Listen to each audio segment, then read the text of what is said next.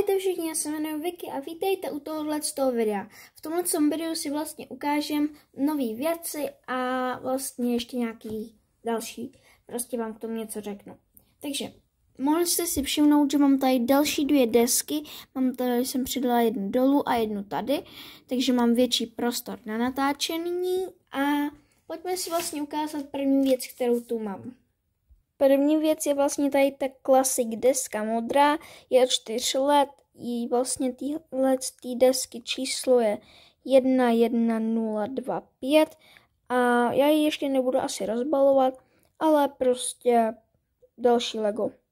No a pak tu mám ten vlastně katalog Lego Ninjago, kde jsou vlastně tyhle dvě figurky a dva plakáty, různý úkoly a komiks. Takže takhle to vypadá. No a já jsem si to vlastně koupila hlavně i kvůli těm figurkám. A tady je vlastně k tomu ta krabička. Takže takhle. No a já si tu krabičku dám na chvilku pryč. A teď vám ukážu, co tam teda je. Takhle ten komiks, nějaký ty úkoly a tady ještě nějaká nastříhání a ten plakát je kde? Jo, tady je ten plakát. Vlastně jsou i z druhé strany ty obrázky. Takže tenhle ten komiks, nebo katalog, prostě, kde se dělá i ty úkoly, je tam takhle figurka a to. No a teď si kouknu na tu krabičku. Takže pojďme na ní. Takže takhle teda tady máme. Můžeme vidět, že je krásně potištěná a je to trošku i 3D. Tady můžeme vidět Zejna ze Svrchované říše a nějakýho prostě robota, dá se říct. Nevím, co to je za figurku, ale to je krásný nápis Ninjago, Lego. No a pojďme si tady teda už rozbalit. Vlastně takhle to vypadá z téhle strany, takhle z téhle strany, takhle z téhle a takhle z téhle. A takhle to ještě vypadá ze zadu. Takhle.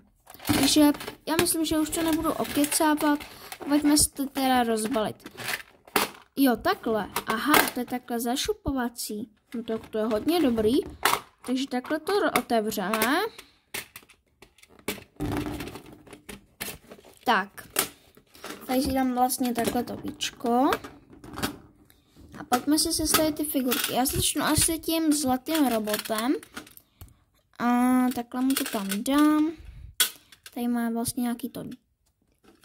nějaký ten. Ne. Tady to musím tam dát. Takhle, super. Zacvakni se tam. Tak, dobrý. Teď konc tady to.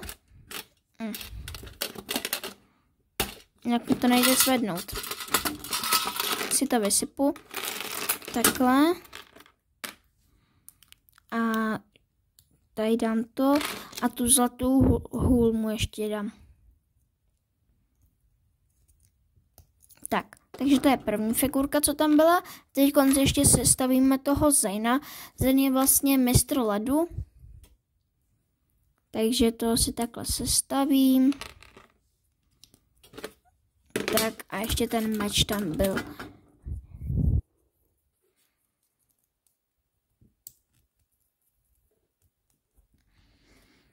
Tak, takže super. Tyhle ty figurky teda mám.